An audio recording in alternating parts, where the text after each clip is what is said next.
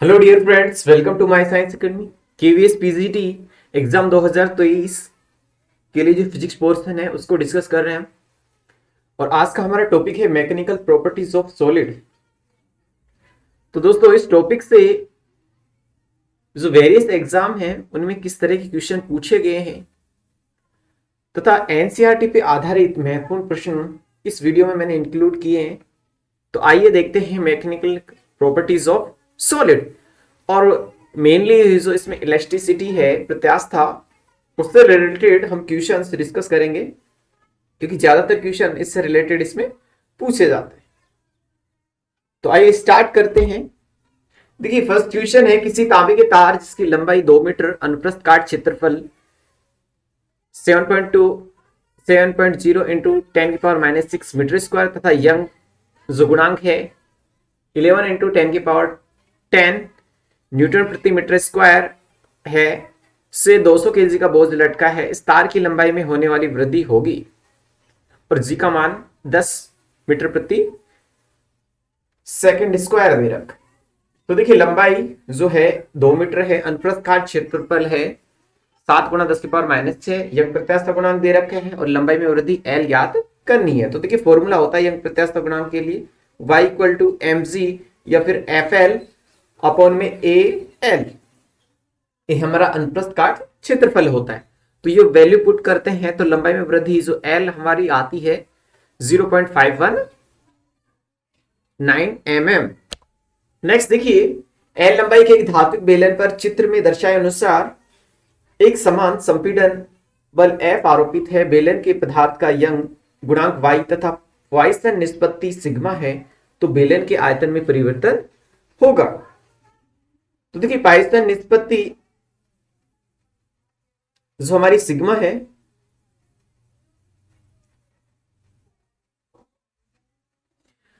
उसके लिए हमारे पास ये रिलेशन बनता है कि 1/2 1 माइनस dv अपॉन में a इंटू dl। अब जो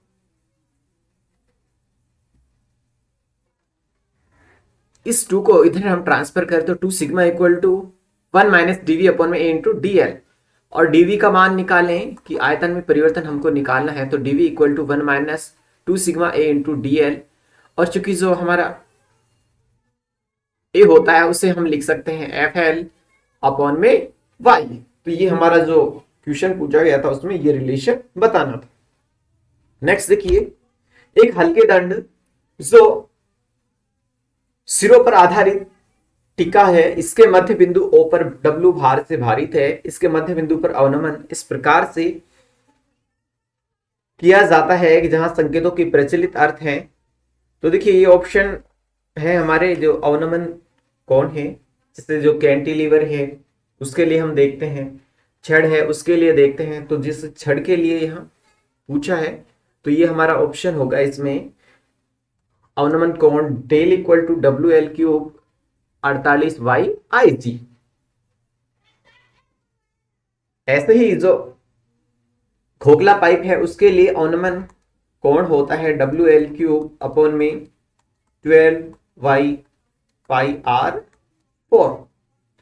अब वही इसमें ये जो क्वेश्चन में पूछा जाता है कि जो डेल है ये समानुपाती होता है 1/r4 के, जिससे कि कोई खोखला पाइप होता है तो उसका द्रव्यमान ठोस छड़ से अधिक मजबूत होता है, क्योंकि ये अवनमन कोण समानुपाती होता है 1/r4 के।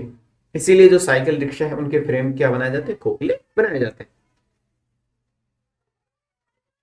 नेक्स्ट देखिए, यंग प्रत्यास्था गुणांक y आयतन प्रत्यास्था गुणांक k और अपरूपण गुणांक बीटा में सही संबंध है। तो देखिए, ये हमारा सही संबंध होता है इसमें 9 अपॉन में y, यानी कि यंग प्रत्यास्था गुणांक है, k आयतन प्रत्यास्था गुणांक है और नीटा अपरूपण प्रत्यास्था गुणांक है। तो ये इसमें राइट रिलेशन होता है। नेक्स्ट देखिए, निम्नलिखित 4 तारों एक ही पदार्थ के बने हैं, यदि इन सब पर सभी तनाव बल लगाया जाए तो किसमें सबसे अधिक प्रसार होगा, यानी कि जो तार है उसकी लंबाई में जो वृद्धि है वो किसके समानुपाती होती है। देखिए हम जानते हैं कि y इक्वल टू होता है एफ एल अपॉन में ए एल, ये स्मॉल एल होता है, यानी कि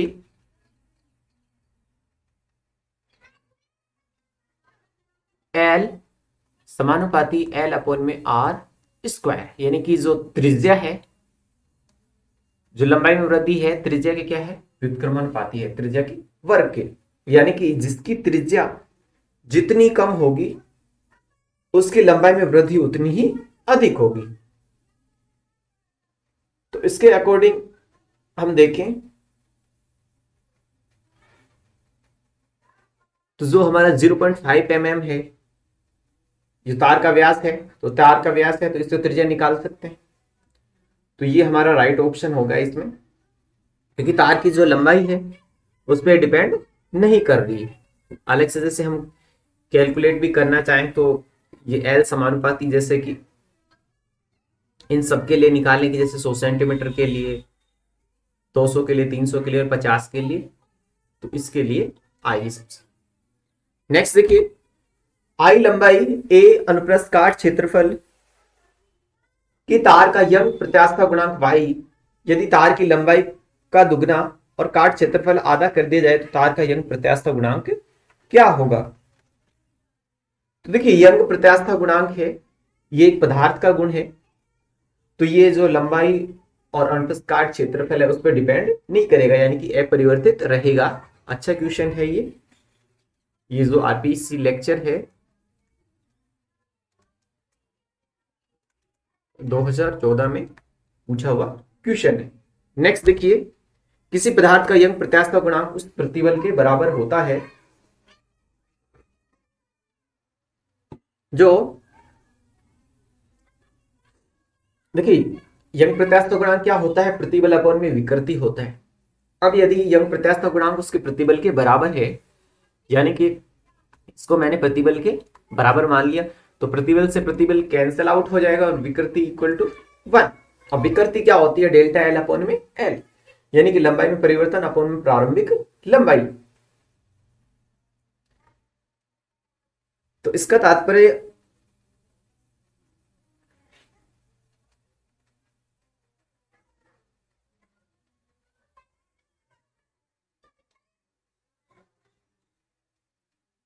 यानी कि तार की लंबाई को दुगना कर दें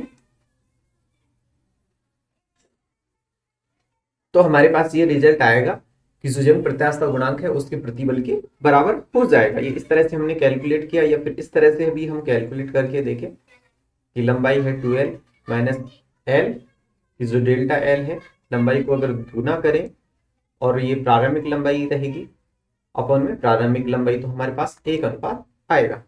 नेक्स्ट देखिए, 1 लीटर जल पर दाब में कितना अंतर किया जाए कि वह 0.10% से संपीड़ित हो जाए। आयतन प्रत्यास्था गुणांक 2.2 गुणा 10 की पावर 9 न्यूटन प्रति मीटर स्क्वायर माइनस 2 है।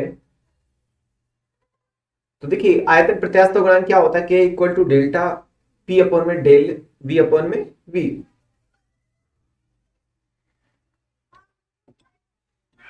यानी कि हमें जो दाब में अंतर है वो ज्ञात करना है। डेल्टा पी की आयतन प्रत्यास्था गुणांक का मान दे रखा है और आयतन में कितना संपीड़न हुआ है वो है 0.10 और v मान लेते हैं 100, तो ये हमारे पास आएगा 2.2 गुणा 10 की पावर 6। एक प्रत्यास्थ पदार्थ का यंग प्रत्यास्था गुणांक y है, प्रतिबल S से खींचा गया है, इससे संचित प्रति एकांक प्रत्यास्थ ऊर्जा का मान होगा। तो देखिए प्रति एकांक आयतन में संचित जो ऊर्जा होती है वो होती है 1/2 इंटू प्रतिबल इंटू विकृति। अब जो 1/2 प्रतिबल इंटू विकृति है इसको हम ऊर्जा घनत्व भी बोलते हैं। अब जैसे विकृति होती है ये किसके बराबर होती है, विकृति होती है प्रतिबल अपॉन में यंग प्रत्यास्था गुणांक, यानी कि यहां से हम लिख सकते हैं 1/2 प्रतिबल का स्क्वायर, जिसे हम एस से डिनोट कर रहे हैं तो एस का स्क्वायर अपॉन में वाई, तो 1/2 एस स्क्वायर अपॉन में वाई कौन सा ऑप्शन है हमारा, तो सी ऑप्शन इसमें राइट हो जाएगा। या फिर कई जगह ये भी ऑप्शन इस तरह से दे दिया जाता है कि एस स्क्वायर अपॉन 2y।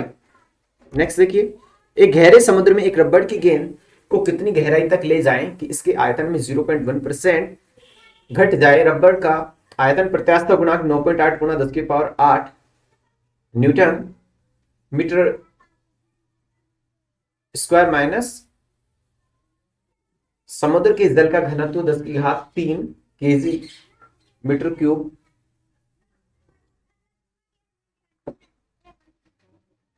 तो इसमें हमें आयतन प्रत्यास्थ गुणांक ज्ञात करना है। ये सीधा सा फॉर्मूला है, k = डेल्टा पी अपॉन में डेल्टा वी अपॉन में वी। जो p है वह h dg होता है। h ऊंचाई है, d घनत्व है और g ग्रेविटी है, यानी कि गुरुत्व त्वरण, जो कि हमारा 10 होता है। 10 यूज कर लेंगे, यहां 9.8 यूज किया, 9.8 कर सकते। तो जैसे ये वैल्यू हम पुट करते हैं इसमें, h का मान हमें यहां निकालना है, तो h = k अपॉन में d अपॉन में dg डेल्टा v अपॉन में v। k का मान ये रहा। ऐसे ही जो हमारा घनत्व है 9.8,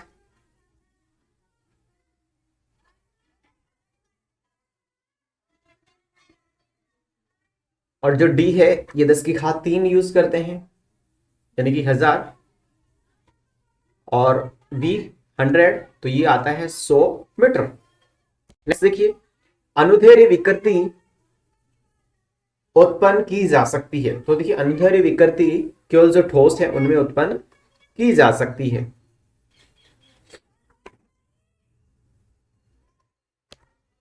पदार्थ जिन्हें उच्च विकृति हेतु खींचा जा सकता है कहलाते हैं। देखिए, ऐसे पदार्थ जिनको उच्च विकृति हेतु खींचा जा सकता है इलास्टोमर कहलाते हैं।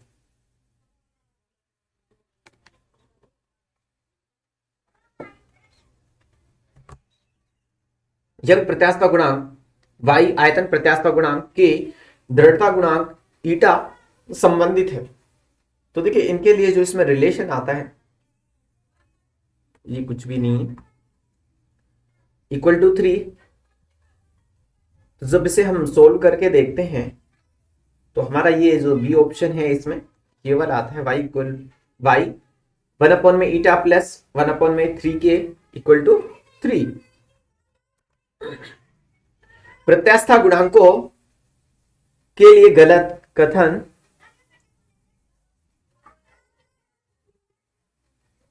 चुनिए। देखिए, पहला है प्रत्यास्थ गुणांकों का मान अधिक होगा तो पदार्थ अधिक प्रत्यास्थ होगा। सेकंड है पदार्थ की प्रत्यास्थता बढ़ाने के साथ घटती है।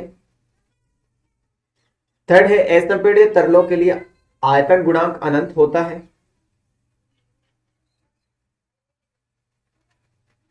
और डी है अपरूपण गुणांक ताप बढ़ने के साथ बढ़ता है।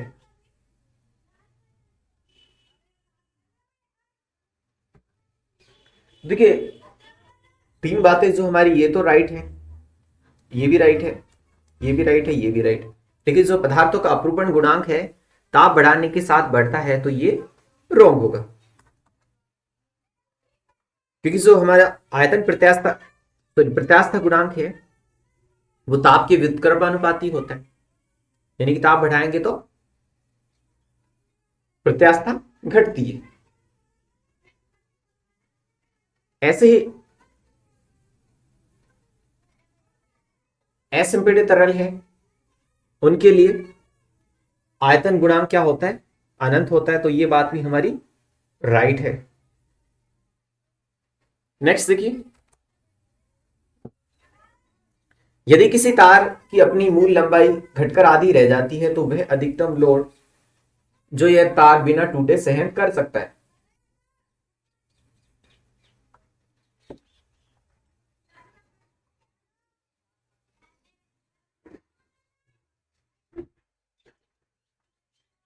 देखिए, पहले जो तार है इसके साथ MC अगर बाहर लटका रखा है तो इसमें तनाव T था। अब इसकी मूल लंबाई आधी कर दी जाती है, तो इसमें जो भार लटकाया जाएगा वो कितना होगा, हमें ये बताना था। तो देखिए बंजन बल क्या होता है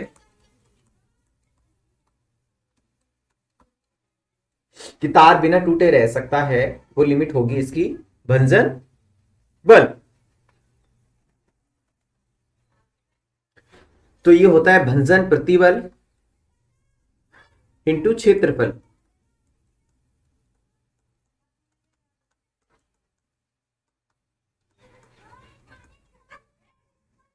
तो दोनों ही चीजें क्या रहती है, नियत रहती है। तो अगर इसकी लंबाई आधी कर देंगे तो इसका जो भंजन बल है वो उतना ही रहेगा, यानी कि समान ही रहेगा। तो डी ऑप्शन इसमें राइट होगा। एक धात्विक घन के सभी पार्श्व पर जब दाब 10 की घात 6 पास्कल से बढ़ाया जाता है तो इसका आयतन 0.003% कम हो जाता है। धातु का आयतन प्रत्यास्थता गुणांक है।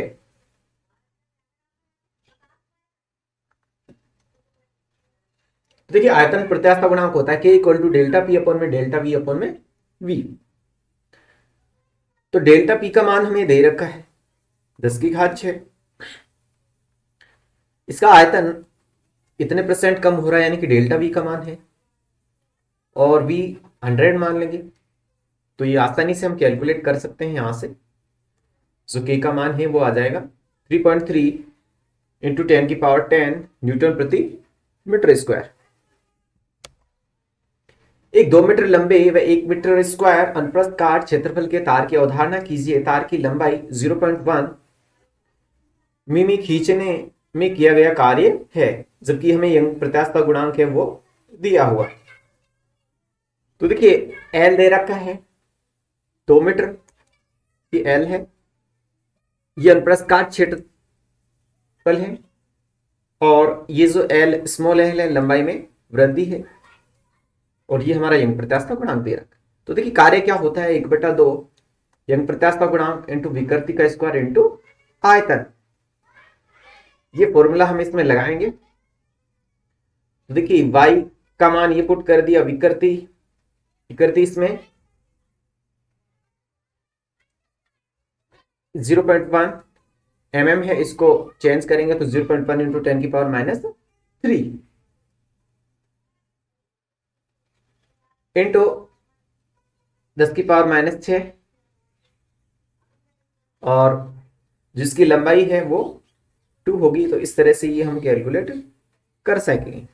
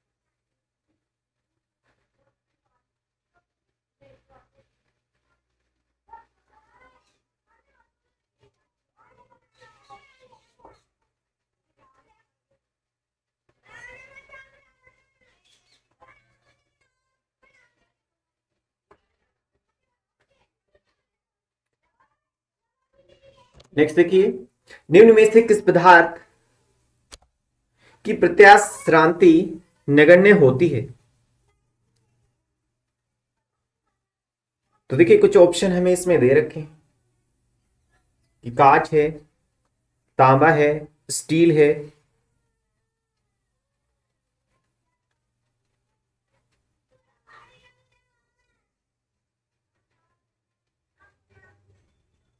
अच्छा तांबा 2 बार आ गया इसमें, इसको मान लेते हैं रबड़।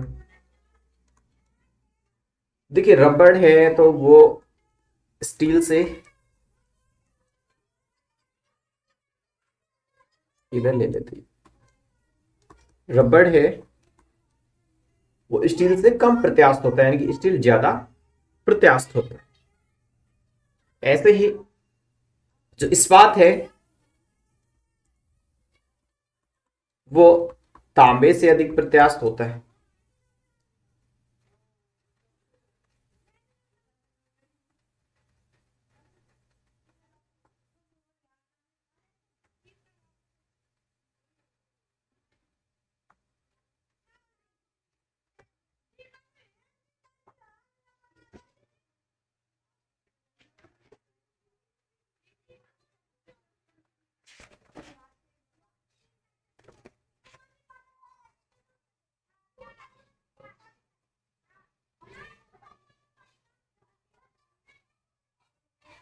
तो कांच भी नहीं होगा और रबर भी नहीं होगा, स्टील हो सकता है क्योंकि स्टील रबर से अधिक प्रत्यास्थ है, इससे कम इस्पात है, और फिर इसके बाद तांबा है। नेक्स्ट देखिए, किसी पदार्थ का ताप बढ़ाने पर उसकी प्रत्यास्थता क्या होती है? घटती है, क्योंकि एक दूसरे के क्या होते हैं? व्युत्क्रमानुपाती होते हैं। नेक्स्ट है, पाइसन अनुपात का सैद्धांतिक मान किसके बीच होता है? तो ये होता है -1 और 0.5 के बीच। किसी ठोस का प्रत्यास्थता गुणांक निर्भर नहीं करते, देखिए ताप पर निर्भर करता है अशुद्धियां मिलाने पर, क्योंकि जैसे ही हम अशुद्धियां मिलाते हैं तो इसकी प्रत्यास्थता बढ़ जाती है। पदार्थ की क्रिस्टलीय संरचना है, इस पे भी निर्भर करता है, यानी कि आकार एवं आकृति पे निर्भर नहीं करता। किसी आदर्श द्रव के लिए कौन सा ऑप्शन इसमें राइट होगा? तो देखिए आदर्श द्रव क्या होता है कि जो ऐशान हो एवं असंपीड़ित हो, ऐसा द्रव क्या कहलाता है? आदर्श द्रव कहलाता है। तो देखिए इसके लिए जो आयतन प्रत्यास्थता गुणांक है कि वो तो हमारे क्या होता है? इंफिनिटिव होता है, डेल्टा पी अपॉन में डेल्टा वी अपॉन में ई, तो ये तो होता है अनंत। क्यों? क्योंकि अवरूपण गुणांक है इसका वो होता है 0, यानी कि अवरूपण गुणांक हमारा इसका होता है 0, जो ईटा है वो 0 होता है, और आयतन प्रत्यास्थता गुणांक अनंत होता है।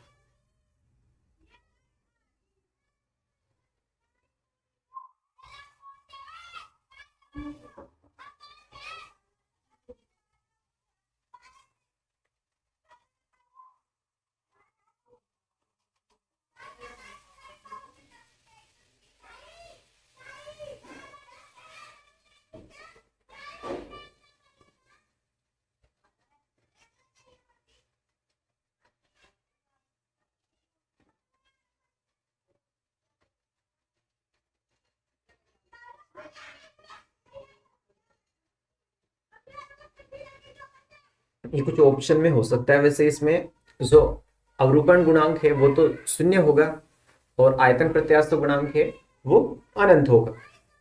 नेक्स्ट देखिए, thanks for watching the video.